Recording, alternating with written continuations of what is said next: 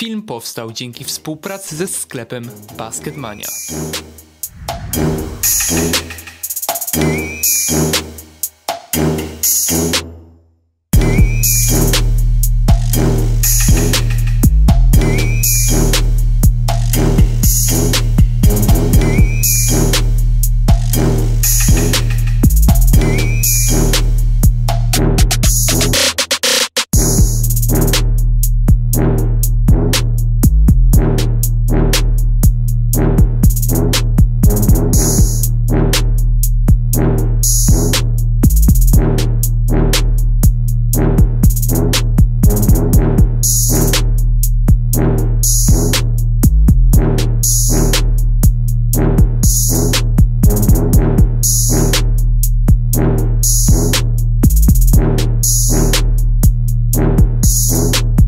Siema, z tej strony Tylko Basket i w dzisiejszym odcinku mamy 5. model z serii sygnowany nazwiskiem Kyriego Irvinga.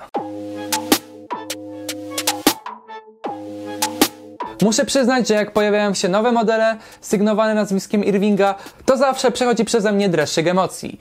Po pierwsze, te buty zawsze charakteryzują się bardzo fajnym designem oraz mają wpakowaną dobrą technologię za rozsądną cenę. I dokładnie tak samo jest w tym przypadku. Kyrie piątki przychodzą w naprawdę bardzo fajnych wersjach kolorystycznych. Ja aktualnie posiadam czarną z taką bardzo kolorową podeszwą, która prezentuje się wręcz wyśmienicie.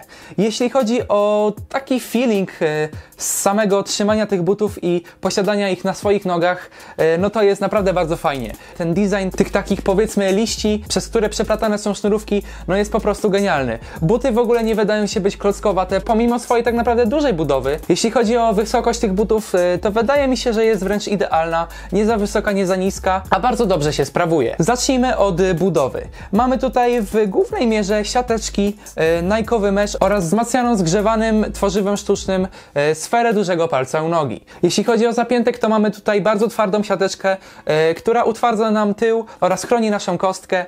W głównej mierze, jeśli chodzi o przepływ powietrza, to jest lepiej niż przeciętnie, aczkolwiek dalej to nie jest flyknit, więc rewelacji tutaj nie będzie.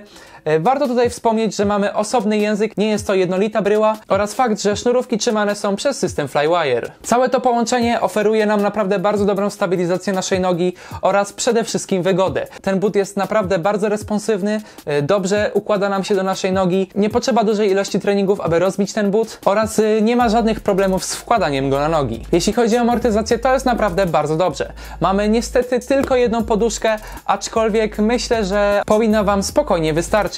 Szczerze mówiąc, nie spotkałem się chyba z lepszą poduszką Nike Zoom Air od tej, która jest zaimplementowana w Kyrie piątkach. Jak przypatrzycie się na zdjęciach, to zobaczycie, że ona jest całkiem szeroka, jest położona na praktycznie całej przedniej części buta. No szkoda, że nie ma podpiętą tej drugiej poduszki, aczkolwiek pianka Phylon, która jest wszędzie indziej w podeszwie, sprawuje się ok i nie mam co do tego żadnych zastrzeżeń. Jeśli chodzi o trakcję w tych butach, to jest po prostu miazga. Mamy tutaj niesamowicie głęboki bieżnik z praktycznie 100% pokryciem bieżnika na podeszwie. Jedynym miejscem, gdzie tak naprawdę tego bieżnika nie ma, to jest taki maluteńki prześwit na tą poduszkę z przodu buta, ale to jest dosłownie pół centymetra, jakby się to zmierzyło, więc tak naprawdę nie ma szans, żeby to odczuć.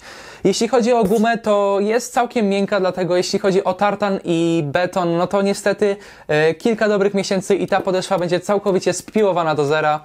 Aczkolwiek, jeśli będziecie grać na czystych salach, nawet na brudnych, to powinniście nie mieć żadnych zastrzeżeń. Bieżnik w tych butach jest naprawdę bardzo głęboki oraz rozdysponowanie i kształt tej podeszwy pokazuje, z czym mamy do czynienia. Warto tutaj jeszcze dopowiedzieć, że po wewnętrznej części buta ta podeszwa wręcz wychodzi na cholewkę. Jeśli chodzi o ochronę kostki w tych butach, to jest bardzo dobrze, aczkolwiek nie najlepiej na rynku. Mamy tutaj tą budowę, jak wcześniej mówiłem, taką pośrednią. Te buty są całkiem wysokie, mają dobrze utwardzany tył buta oraz jedyne, do czego mógłbym się przyczepić, to te poduszki wspierające Achillesa oraz kostkę nie są zbytnio grube. Oczywiście jak pierwszy raz włożycie te buty na nogi, to zobaczycie, że są fajne, że są wygodne i bardzo dobrze się Wam ta kostka tam mieści w tym zapiętku, aczkolwiek po kilkunastu treningach, kilkunastu tygodniach, no zobaczycie, że te gąbeczki już się znacznie ubiły i praktycznie nie będziecie tego odczuwać.